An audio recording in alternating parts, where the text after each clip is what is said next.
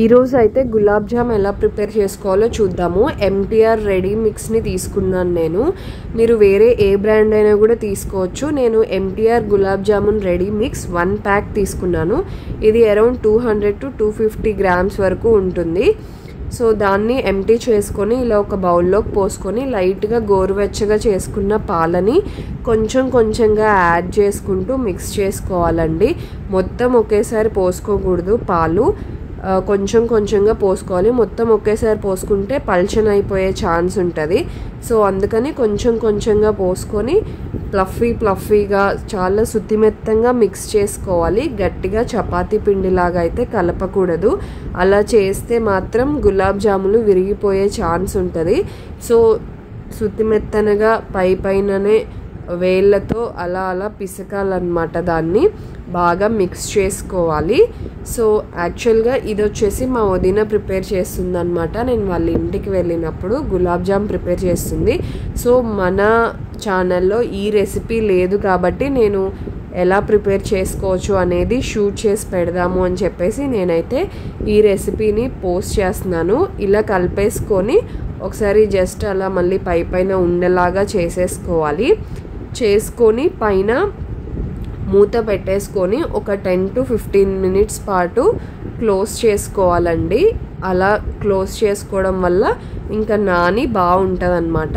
ఈ లోపల మనము 3 కప్స్ షుగర్ తీసుకుంటున్నాం మేము. 2.5 to 3 కప్స్. మీకు కొంచెం సిరప్ ఎక్కువ కావాలంటే ఎక్కువ తీసుకోండి. మేము 2.5 కప్స్ అయితే తీసుకున్నాము. ఇది పాకం పట్టుకోవాలి.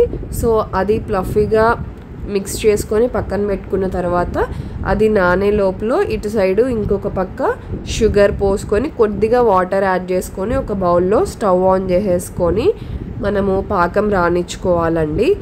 సో ఇది ఒక పక్క అయితే అయిపోతుంటుంది. ఇప్పుడు కొంచెం ఒక 10 మినిట్స్ తర్వాత చూసారు కదా ఇలా ప్లఫీగా ఉంది అండ్ బాగా నానినట్టుగా అనిపిస్తుంది మనం కలిపినప్పటికీ ఇప్పటికీ కూడా. సో చిన్న బాల్స్ రౌండ్గా ప్రిపేర్ చేసుకోవాలి. కొంచెం ఆయిల్ అనేది అద్దుకుంటూ క్రాక్స్ ఏం లేకుండా చిన్న బాల్స్ అయితే ప్రిపేర్ చేసుకోవాలండి. అన్నీ మనం ఎంత పిండి అయితే కలుపుకుంటామో మొత్తం అలాగే ఉండలు చిన్నగా ప్రిపేర్ చేసుకోవాలి. సో చూసారు కదా ఏం క్రాక్స్ అనేది అయితే ఉండకూడదు. కొంచెం ఆయిల్ అప్లై చేసుకోవడం వల్ల క్రాక్స్ అనేది రాకుండా ఉంటుంది. ఇలా రౌండ్గా చేసుకొని మళ్ళీ ఇలా కొంచెం నీట్గా చేసుకుంటే క్రాక్స్ అనేది ఉండకుండా వస్తాయన్నమాట. నేను వీడియోలో చూపిస్తున్న విధంగా మీరు చుట్టుకున్నట్టయితే క్రాక్స్ అనేది రాకుండా ఉంటుంది. ఇది ఒక టిప్ అని చెప్పచ్చు. సేమ్ వీడియోలో ఎలా అయితే చూపిస్తున్నామో ఇలా చిన్నగా ప్రెస్ చేసుకుంటూ రౌండ్గా బాల్ని అయితే ప్రిపేర్ చేసుకోవాలి.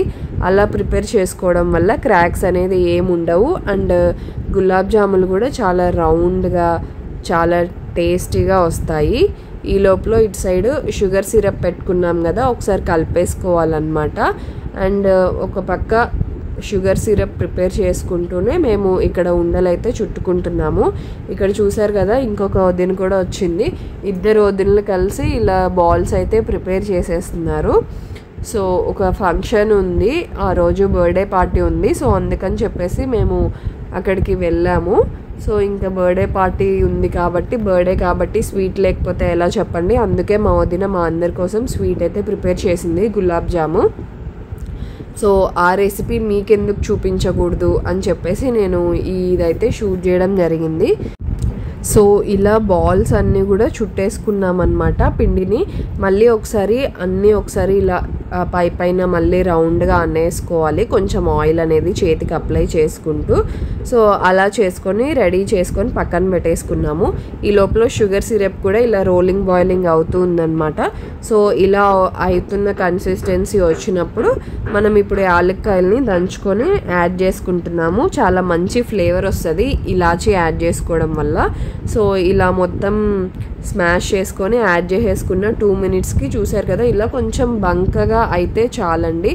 నెక్స్ట్ బాండీలో ఆయిల్ పోసుకొని వన్స్ ఆయిల్ హీట్ అయ్యాక గులాబ్ జామ్స్ 1 by 1 యాడ్ చేసుకుంటున్నాము.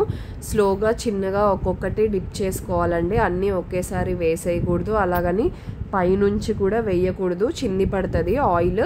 సో చిన్నగా స్లోగా ఒక్కొక్కటి డిప్ చేసుకొని ఇలా ఒకసారి కదిపేసుకుంటే కింద స్టిక్ అవ్వకుండా ఉంటుంది. మరీ ఎక్కువగా కూడా రాకూడదు సెగ అనేది, ఎక్కువగా కూడా ఆయిల్ అనేది కాగకూడదు, అలా అని చాలా లోగా కూడా ఉండకూడదు. మీడియం టు హై ఫ్లేమ్లో పెట్టుకొని ఆయిల్ని బాగా వేడిగా వచ్చిన తర్వాత ఇలా డిప్ చేసుకుంటే చూసారు కదా చాలా రౌండ్గా చాలా యమ్మీగా కనిపిస్తున్నాయి కదా గులాబ్ జామ్స్. చాలా ఫాస్ట్గా కలర్ చేంజ్ అయిపోతాయండి. ఇలా గోల్డెన్ బ్రౌన్ కలర్లోకి వచ్చాక తీసేసుకోవాలి ఆయిల్లో నుంచి. నెక్స్ట్ మనం షుగర్ సిరప్ అనేది ప్రిపేర్ చేసుకున్నాం కదా ఆల్రెడీ, అందులోకి మనం ప్రిపేర్ చేసుకున్న గులాబ్ జామ్స్ అయితే డిప్ చేసుకోవాలి. మినిమం ఒక 10 to 15 minutes పాటు అయితే గులాబ్ జాముల్ని డిప్ చేసేసుకొని మనం అలా వదిలేయాలి. అప్పుడే షుగర్ సిరప్ అనేది నీట్గా గులాబ్ జాములకి పట్టి తినేటప్పుడు యమ్మీగా జ్యూసీగా ఉంటాయి. ఈ రెసిపీ అయితే రెడీ అయిపోయింది. మీకు నచ్చినట్టయితే లైక్ అండ్ సబ్స్క్రైబ్.